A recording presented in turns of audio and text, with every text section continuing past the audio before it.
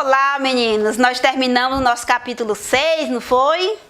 A tia está, um beijão para vocês, está com saudade. E hoje nós vamos iniciar a nossa aula vendo um assunto novo. Gostaram do vídeo dos dinossauros? Gostaram como houve a extinção dos dinossauros? Então, hoje nós vamos falar o relevo da Terra. Porque nós já contamos a história da Terra, não foi? As eras, falamos dos períodos da Terra. E hoje nós vamos falar do relevo, que são as formas que a superfície terrestre apresentam. Então, o relevo é as formas que a superfície terrestre apresenta, a Terra. Nós vimos que temos planalto, planície, montanha, depressões, vale e outras formas de relevo. E hoje nós vamos ver essas formas. Nós vamos fazer a introdução do nosso capítulo. Então fique atento. Tem dúvida? Pergunta para a tia que a tia responde. Pode perguntar lá na hora que estiver assistindo a dúvida, ou que estiver assistindo, tem dúvida, aí pergunta lá para a tia, digita lá, pergunta alguma coisa para a tia, que a tia tem o prazer de responder para vocês, tá bom? Eu espero que vocês estejam gostando da aula, porque a tia está fazendo com muito carinho para vocês as aulas de geografia. Nós vamos falar sobre a litosfera, que é a esfera de rocha. A litosfera é a camada sólida da Terra, a camada das rochas, a camada sólida da Terra. Porque nós já vimos antes, vocês já viram em ciência, já viram no 5º ano, que nós temos a atmosfera, a hidrosfera, nós temos a biosfera, só que hoje nós vamos falar sobre a litosfera, que é a camada rochosa, que é a camada dos relevos, que é as formas que a superfície terrestre apresenta. Então, presta atenção na aula, fique ligado e vamos à nossa aula. Então, meus amores, vamos dar continuidade, né? Falando do capítulo 7, o relevo da Terra, a litosfera ou esfera de rocha. Nós vimos que a litosfera compreende a crosta e a parte superior do manto sólida. Essa camada é descontínua e heterogênea. É formada por placas que flutuam sobre o magma, constituídas por minerais e rochas como diversas características. Nós vamos ver nessa litosfera, nós vamos falar do manto, que é a camada mais profunda do planeta, se encontra no centro da Terra, é formada por uma parte mais externa, que teria composição parecida com o manto, viscosa ou semilíquida. Vamos falar do manto, das derivas continentais e o movimento dos continentes. Vamos falar primeiramente do modelo químico, como é composta essa camada, como é composta a estrutura interna da Terra. A Terra em 3 zonas com composição química diferente. A crosta, terrestre, oceânica. Terrestre, rochas magmáticas, granito, sedimentares e metamórficas. Oceânica, rochas magmáticas, que é basalto. E o manto, rochas muito duras e densas. E o núcleo, a maior parte, é formada por ferro e níquel. Essa é a estrutura, a composição química da Terra. Os geólogos consideram que a Terra é formada por 3 zonas principais, como diferentes composição química. Como eu citei, acabei de citar para vocês. A crosta, que temos a terrestre e oceânica. O manto, rochas muito duras e densas. O núcleo, a maior parte, é formada por ferro e níquel. A atmosfera, ou a camada gasosa, subdivide em 4. Troposfera, a exosfera, ionosfera e exosfera. A hidrosfera, ou a camada líquida, é formada principalmente pelos oceanos. a biosfera, ou a camada dos seres vivos, formado pelos reinos animal e vegetal. Litosfera, ou a camada sólida, formada pelos minerais e rochas, que é essa camada que nós estamos estudando, que é a litosfera, que é a camada formada pelos minérios e rochas. E essa estrutura da Terra, vocês observem aí, que temos a composição da Terra, que é a litosfera ou a crosta terrestre. Temos o cial, o cima, o magma, o manto, camada intermediária e o núcleo. Os componentes das camadas, que é a litosfera, a tenosfera, o manto, o núcleo externo e o núcleo interno, que vocês observem aí na imagem, entrando dentro da Terra. Essa camada nós estamos entrando. Então, primeiramente, nós estamos na camada litosfera. Depois, nós temos a camada atenosfera, o manto, o núcleo externo e o núcleo interno dessas camadas. A litosfera, também chamada da crosta terrestre, é a camada mais superficial e sólida do planeta e ocupa apenas 1% do volume total. Ela é sólida e rígida e por ser composta de rochas como granito e basalto, que foi essa composição química que logo no início eu falei para vocês, que era composta a crosta terrestre. A litosfera que encontramos nos blocos e rochas, que os cientistas chamam de placas tectônicas. E logo abaixo, que vocês observem aí, da litosfera, nós temos a atenosfera, que é a parte mais alta e fina do manto, cujos componentes estão permanentemente em função parcial, o que lhe dá a aparência de um caldo bem grosso, parecido um mingau. Essa atenosfera, essa camada, fica parecendo um mingau, de aparência de um caldo bem grosso. Agora nós vamos falar da deriva continental. Teoria formada pelo alemão Alfred. Há mais de 200 milhões de anos atrás, todos os continentes, América, Oceania, Ásia, Europa, África e Antártida, compunham um único e imenso continente chamado Pangeia.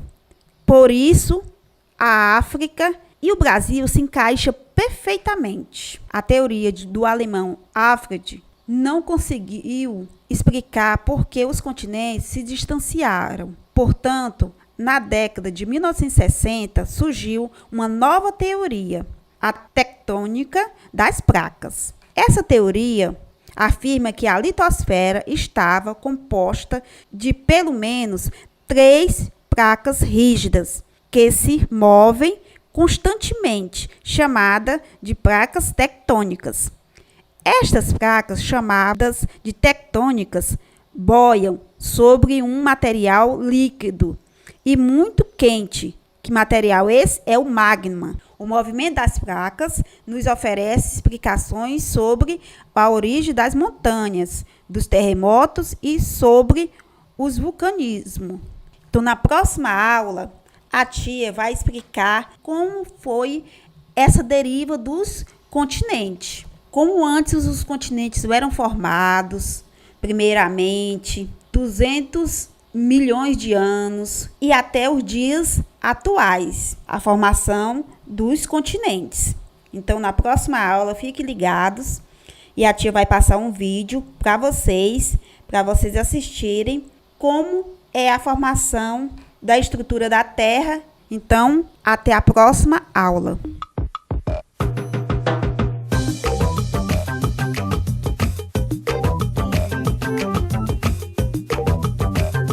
Ô Ney, quando eu tava vindo pra cá no ônibus, eu tava reparando como é complicado o relevo do Rio de Janeiro. Montanhas, áreas planas, montanha, áreas planas, montanha, áreas planas. Incrível, né, Zé? Às vezes, pra gente ir de um bairro pra outro, a gente tem que atravessar um túnel no meio de uma montanha. Ou uma ponte. Será que na Baixada Fluminense o relevo é diferente? Miguel, você sabe o que é relevo? Sei não. Não sei. Vamos supor, você faz uma escrita em relevo, um convite alto relevo. Ela fica sobressalente à base do convite, não é isso? E você acha que montanha tem alguma coisa a ver com relevo? Creio que sim, né? São, por exemplo, as montanhas que caracterizam o relevo. Relevo. Não parece uma coisa meio misteriosa? E o que será que as montanhas têm a ver com o relevo? De onde elas surgiram? E os vales, as planícies? Mas não tem nenhum mistério não. Tudo isso a gente vai ver na nossa teleaula de hoje. Nesta teleaula você vai aprender como se formou o relevo. Vai ver que a crosta terrestre é formada por placas que se movimentam. Vai saber como se formam as cadeias de montanhas, os vulcões e por que ocorrem os terremotos. E vai conhecer a ação da água e do ar na modelagem do relevo. A nossa teleaula está começando.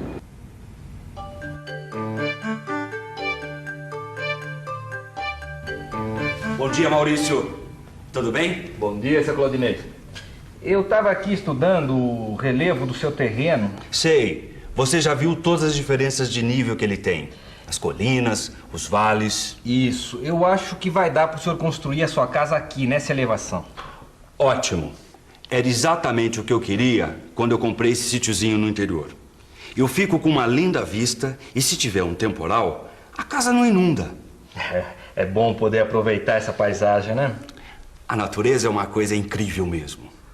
Como é que pode fazer paisagens tão variadas, não é? Bom, existem vários motivos que explicam essas diferentes paisagens, né? Um deles é que a crosta terrestre é muito fina e está em constante movimento. Fina? O quê? Você está falando que o chão, que a crosta terrestre é fina? Tô sim. A litosfera, a crosta terrestre, né? Essa parte externa do planeta, que nós vimos na aula anterior, é fina. Dá só uma olhadinha aqui, olha. O senhor sabia que se a Terra tivesse o tamanho de um ovo, a crosta terrestre seria mais fina do que essa casca aqui? E com muitas rachaduras. A espessura da crosta terrestre é de só 60 quilômetros. E quanto mais a gente penetrar na crosta terrestre, mais a temperatura aumenta.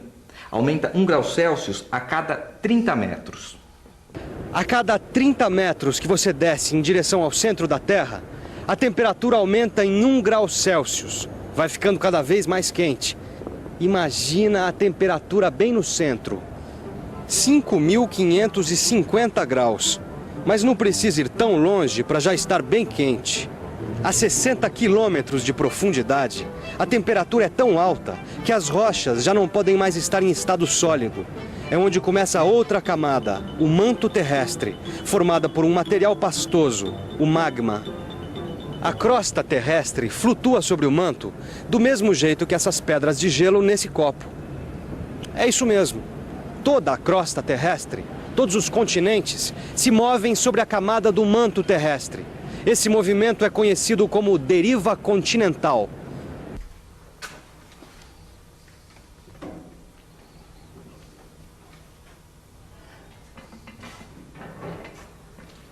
Mas até parece que os continentes são soltos, como se não tivesse nada embaixo. Não, tem muita coisa embaixo. Existem enormes blocos rochosos, né, que sustentam os continentes. São chamados de placas tectônicas. Então, como que essas coisas enormes se movimentam? Dá só uma olhadinha aqui. Olha, acontece uma coisa parecida com o que a água fervendo provoca na tampa da panela. Como assim? A água fervendo cria pressões, né, que fazem tremer a tampa da panela. O magma, que está abaixo da crosta terrestre e tem altas temperaturas, também cria pressões parecidas com o da água embaixo dessa tampa. Os continentes estão na crosta terrestre, que flutua sobre o magma. O magma mais profundo, com temperaturas mais altas, movimenta-se para a superfície. O magma mais próximo da crosta, com temperaturas mais baixas, movimenta-se para o interior da Terra. Essa troca de energia entre as camadas superficiais e as mais profundas do magma cria pressões que forçam a crosta terrestre. São essas forças que empurram os continentes, dando origem à deriva continental. Nossa, mas se ficam esses continentes enormes se movendo, não há perigo de rachar? Já rachou. Rachou? Aliás, é isso que explica a origem dos continentes, né? Pelo menos segundo a teoria mais aceita. Para a gente entender melhor isso, vamos pensar um pouco? Vamos pensar um pouco. Repare na forma dos continentes. A América do Sul e a África, por exemplo, se encaixam. É daí que vem a ideia de que, no começo, os continentes estiveram unidos. Calcula-se que 225 milhões de anos atrás existiu um supercontinente que sofreu numerosas rachaduras. Essas rachaduras formaram placas que foram se movimentando devido às forças que atuam no interior da Terra. Pouco a pouco, as placas foram formando os continentes e os oceanos. Ô Zé, as rochas da América do Sul são semelhantes às rochas da África. Não se esqueça que o material que forma a crosta terrestre é chamado de rocha. Pois é, mas o que eu acho engraçado é como existem rochas tão duras como o granito, por exemplo, e outras que a gente pode riscar com a unha como calcário. É que isso depende de como as rochas foram formadas. Nessa planície que nós estamos, por exemplo, nós temos as rochas sedimentares, como a areia, o cascalho e o barro. Quer dizer, a argila. Elas são trazidas pelas águas e pelo vento das partes mais altas para as regiões mais baixas. Aí, vai uma camada cobrindo a outra. Em lugares mais altos, tem outro tipo de rocha que se forma pelo resfriamento do magma, chamada de rocha magmática. Outras vezes, são as rochas que se formam aqui na superfície e que são levadas para regiões mais profundas da Terra. Como lá as temperaturas são mais elevadas, elas se transformam em outro tipo de rocha, as rochas metamórficas. Metamórfica? Metamórfica é uma palavra que vem de metamorfose. Significa que as rochas sofrem mudanças, transformação. Tá bom. Mas tem uma outra coisa que eu fiquei pensando com essa história desses blocos de rocha imensos que formam os continentes terem começado a se movimentar. Sei, as placas tectônicas. Isso, as placas. Se elas se separaram e ficaram soltas e continua a pressão embaixo da Terra, ficou maior perigo uma placa bater na outra. Mas foi exatamente isso que aconteceu. Em certas áreas, uma placa bateu mesmo uma na outra. Que desastre! Eu não consigo nem imaginar o que é que deu uma batida dessas. As placas tendem a ficar uma sobre a outra. As bordas se enrugam, formando dobras ou rompem-se. E aí sabe o que acontece? Uma cadeia de montanhas. As maiores altitudes da Terra, como os Alpes, os Andes, o Himalaia, correspondem às áreas de colisão entre as placas. Elas são um enrugamento causado pelo choque. A Terra se move com frequência nas zonas de colisão entre as placas. Quando isso ocorre, temos os terremotos. A natureza é uma força incrível mesmo. Eu queria poder ver esse magma que acaba desencadeando tanta força. Mas isso dá pra ver sim. Nós podemos ver o magma quando ele chega à superfície durante a erupção de um vulcão. Nas áreas de constante instabilidade, o magma, esse material pastoso do interior da Terra, penetra pelas fraturas da crosta e chega à superfície formando vulcões. É o que chamamos de vulcanismo.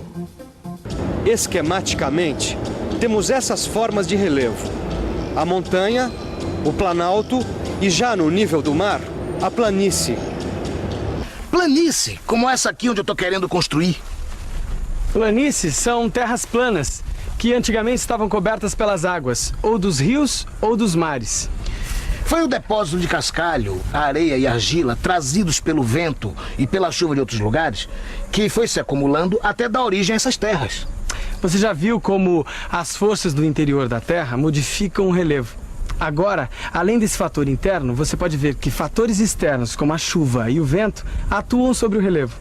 Aqui, por exemplo, o material trazido de áreas mais altas se deposita e cria planície. É a influência dos agentes externos responsáveis pelo modelado do relevo. Em outras palavras,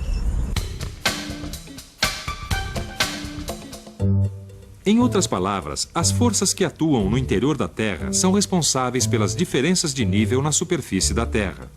Essas formas sofrem então a ação de forças externas que modelam o relevo. O principal agente externo modelador do relevo é a água. Uma cachoeira é um bom exemplo de como a diferença de nível da superfície muda a ação das forças externas no relevo. Como a água da cachoeira cai em grande velocidade, essa água vai agir com mais força no desgaste que provoca no relevo. É o que a gente chama de erosão. Você está querendo dizer que a água vai gastando a rocha? Isso. Ela corre e vai levando parte do material dessa rocha por onde passa para outro lugar. É difícil de entender como que a água pode tirar parte de uma rocha que é uma coisa tão dura. É por causa do intemperismo. Peraí, Zé. Agora eu não entendi. Intemperismo? É, a rocha vai deteriorando porque a água vai penetrando e dissolve os minerais menos resistentes. As variações de temperatura também contribuem para fragmentar a rocha. Aí o vento, a chuva e os rios levam os pedaços para outros lugares. Você tá aí falando do intemperismo e eu tô aqui pensando. Então aquela história de ser firme como uma rocha não tá lá muito certa, não. Calma aí, Ney. Até o intemperismo provocar a desintegração de uma rocha leva milhares e milhares de anos. Puxa, muito tempo, hein? Mas, Zé, será que a água e o vento levam para muito longe tudo que carregam? Porque, ó, a gente tá aqui numa planície, onde o material que vem dos lugares mais altos, como os planaltos, é depositado. Será que tem algum pedacinho aqui que pode ter sido trazido lá de Brasília? Finalmente cheguei ao Planalto Central. Até agora ainda estou tentando entender a cidade. Por enquanto é mais fácil entender o Planalto em cima do qual ela foi construída. Como todo Planalto, ele é uma superfície elevada formada por rochas antigas, aplainadas pela erosão. No interior dos Planaltos, ou entre eles, existem áreas mais rebaixadas, que formam as depressões. A erosão retira de um lugar para colocar em outro. Uma depressão é uma superfície rebaixada onde predomina o desgaste. É diferente de uma planície, onde o que importa é o trabalho de deposição de sedimentos. Por exemplo, um rio. Ele pode formar uma depressão num planalto e, ao mesmo tempo, depositar numa planície litorânea. Se a gente olhar aqui, no Vale do Anhangabaú, a gente vai perceber que isso é o centro de uma depressão formada num planalto que foi aos poucos sendo ocupada pela cidade de São Paulo. Como você já deve ter percebido, o relevo está em constante mudança, não para nunca. As mudanças são muito pequenas e levam muito tempo para acontecer. Mas tem um fator que pode acelerar muito o processo de erosão e mudar rapidamente a paisagem. É a ação do homem. Construindo nas encostas, desmatando as florestas ou jogando lixo nos rios, o homem pode alterar a velocidade dessas transformações do relevo, resultando muitas vezes em catástrofes naturais que podem afetar seriamente as condições ambientais desse lugar. O que eu já vi de desabamento e deslizamento de terra por causa de ações irresponsáveis, dá até medo. Pera um pouquinho. Agora que você vai comprar seu terreninho, fica de olho para ver se ninguém vai fazer nada por aqui que acelere a erosão. Mas agora, nós vamos ficar de olho na revisão. E atenção, se liga aí que é hora da revisão. Na teleaula de hoje, você viu como a crosta terrestre está dividida em placas tectônicas que formam os continentes e o fundo dos mares. Aprendeu que essas placas deslocam-se sobre o manto terrestre e que chamamos esse movimento de deriva continental. Viu como os choques entre as placas deram origem às cadeias de montanhas, aos vulcões e aos terremotos. Aprendeu também que, além do movimento das placas, o intemperismo e a erosão são responsáveis pelo modelado que desgasta as formas do relevo, formando planaltos, planícies e depressões. E que o relevo está em constante mudança. Agora é com você. Tá tudo aí no seu livro. Bons estudos e até a próxima.